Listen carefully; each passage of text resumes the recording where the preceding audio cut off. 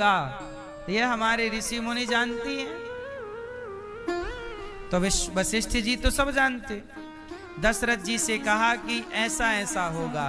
सोचिए जो घटना आप जान जाओगे तो जानने के बाद भी उस होनी को आप ना टाल सकते ना रोक सकते।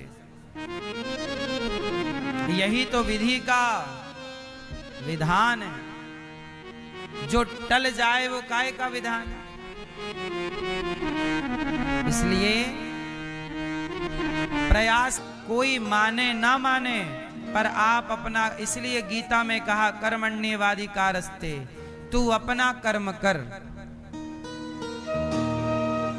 तू अपना कर्म तू समझा, तू सही मार्ग दिखा। अब वो उस मार्ग पर चले ना चले वो मेरे पे छोड़।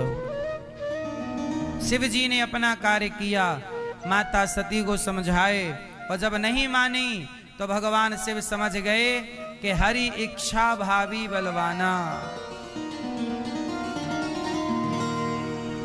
आप लोग समझ पाएंगे इस विषय को थोड़ा सा? मैं थोड़ा सा एक कठिन बात बता दूं, आपके समझ में आएगी नहीं, फिर भी मैं समझाऊं सरल तरीके से, शायद आ जाए। समझाऊं कि नहीं? इसी प्रसंग की है, थोड़ा कठिन है, सुनो। होनी, होनी को कहते हैं भावी। हरि भावी मतलब होनी, होनी होगी मतलब ये भाभी है। भाभी मीन्स एक भाभी तो बड़े भैया की पत्नी को भाभी, वो वाली भाभी नहीं, यहां भाभी मीन्स होनी। भाभी समझते हैं ना? तो यहां सुनो, होनी दो तरह की होती है। होनी कितने तरह की होती है? दो।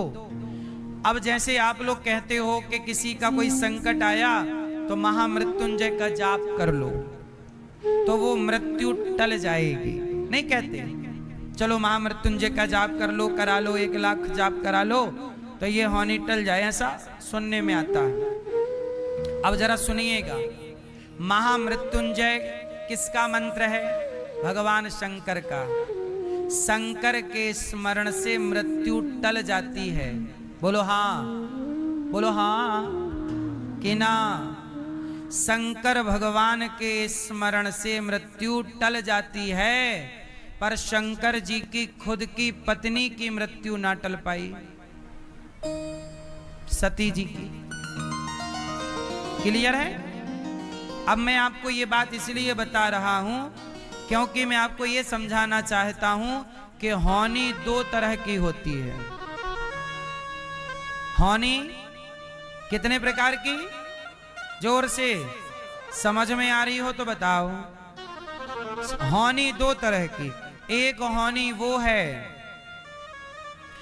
कि नहीं बोलना चाहिए फिर भी बोल पड़ते हैं, वहीं से बात बिगड़ जाती है। इसलिए कहता हूं सामने वाला मूर्ख है ना चाहिए। कितने लोग मेरी बात से सहमत हैं? इसलिए मेरी मां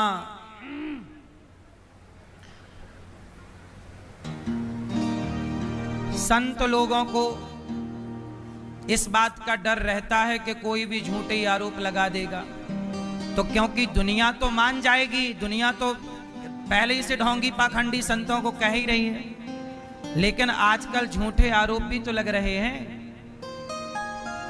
इसके लिए सरकार को निष्पक्ष जांच करनी चाहिए और जब तक आरोप सत्य ना हो तब तक मीडिया को यह अधिकार नहीं होना चाहिए कि आप किसी को। लेकिन इस देश में न्याय तो मिलता ही नहीं है साहब। इस देश में न्याय नहीं मिलता। न्याय मांगते मांगते 40 साल निकल जाते हैं। एक आदमी 40 साल बाद जेल से छूटा, जज साहब ने कहा कि ये निर्दोष है। 40 साल बाद क्या डिसीजन हुआ? निर्दोष। और आरोप क्या था? कि 100 रुपए लेने का आरोप था, 100 रुपए का भ्रष्टाचार था। वो बस कंडक्टर था, टिकट काटते समय 100 रुपए का आरोप लगा। उस 100 रुपए के आरोप में 40 साल बाद वो बाइज्जत बरी हुआ, अब 40 साल जेल में रहा। कौन लौटाएगा उसका 40 साल? तुमने कहा कि 40 साल बाद ये निर्दोष है, न्याय देने में 40 साल लगा। बताओ ये न्याय था कि अन्याय था? बोलो, ये न्याय है? इससे बड़ा अन्याय क्या होगा? मोदी जी, इस देश के इस अन्याय को रोकिए और ऐसा कानून बनाइए कि न्याय 1 माह अधिक से अधिक 6 महीने के अंदर मिल जाए और कोई किसी पर झूठा कोई आरोप ना लगा सके। ये आपको कानून बनाना चाहिए। अन्याय यही है साहब। ये मोदी जी, आप रोकिए इस अन्याय को।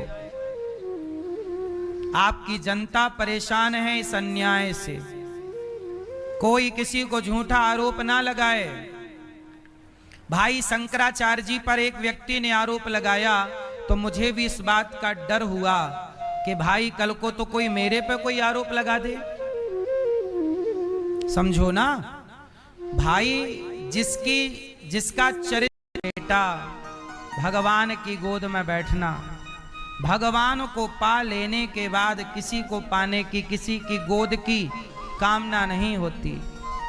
ध्रुव जी चले, रास्ते में नारद जी मिले, ओम नमो भगवते वासुदेवाय का मंत्र दिया। ध्रुव जी ने बड़ी निष्ठा से इस मंत्र का जाप किया यमुना के तट पर, और 5 माह की तपस्या पूरे होते ही, 6ठा माह लगते ही ध्रुव जी के आगे जगत के पालनहार प्रकट हो गए। 5 साल के बच्चे को 5 महीने की तपस्या से भगवान मिल गए। भगवान की कृपा स्वतंत्र है, कब किस पर हो जाए कोई जानता थोड़ी है। ध्रुव जी से कहा भगवान ने कि पुत्र कुछ मांग लो। ध्रुव जी ने कहा कि मैं कुछ नहीं चाहता, मैं कुछ नहीं चाहता। आपने, मेरी माँ ने मुझे कहा है कि तपस्या करो, बस मुझे और कुछ नहीं। भगवान ने कहा कि तुमने तपस्या की, जाओ मैं तुम्हें 36,000 साल के लिए धरती का राजा बनाता हूं, जाओ। देखो, पिता की गोद में बैठने गए थे ध्रुव जी, तो पिता ने, सौतेली माँ ने हाथ पकड़ के नीचे गिरा दिया। और आज जब भगवान की शरण में गए तो भगवान ने 36 बाप क्या दे। राम संजीवयत्य खिल शक्ति धरा स्वधामना अन्यास्त हस्त चरण श्रवणत्वगादीन प्राणान नमो भगवते पुरुषाय तुभ्यम। 318 माँ। इन माओ का सहारा जरूर बनिए जिन माओ का सहारा उनके अपने बच्चे, बेटा बेटी ना बन सके। ये मैया जानते हो यहां क्यों आई हैं? क्योंकि अपनों के पास टाइम नहीं है सेवा करने का। मैया गोद लेकर रोटी देने का संकल्प कर सकते हो तो जरूर कीजिए। यहाँ पर हजारों संत आते हैं, सब संतों को भोजन मिलता है। हजारों संत यहाँ आते हैं। आज सोशल मीडिया का जमाना ना होता तो मीडिया ना जाने क्या क्या कह देती कि नहीं। उल्टा सीधा लिख रही थी मीडिया। वो तो सोशल मीडिया है तो हम लोग अपना पक्ष रख पाते हैं, वरना मीडिया तो ना जाने कब का क्या कर चुकी होती, अर्थी निकलवा चुकी होती। इसलिए मैं भारत की सरकार से प्रार्थना करता हूं कि इस देश की मीडिया तो गलत ही बताती है। धर्मेंद्र जी की मृत्यु हुई नहीं थी, मीडिया ने बता दिया कि खत्म हो गए। तो मीडिया तो झूठ ही परोसती है, पर कम से कम मोदी जी आप इस देश के प्रत्येक व्यक्ति को इस बात की गारंटी दीजिए कि आप पर कोई झूठा आरोप तो कम से कम ना लगाए। बस इतनी सी बात। तो ये दास इतनी सेवा करता है, फिर भी मीडिया हमें गाली देती है, फिर भी हम सेवा का कार्य करते हैं। तो आपसे मेरी विनती है कि आप लोग भी इन माओं की सेवा से अपने आप को जरूर जोड़ें और आप भी इन माओं का बेटा बेटी जरूर बने। कुछ भक्तों ने नाम पहुंचाए, मैया अब आपकी बेटी तो नहीं रखना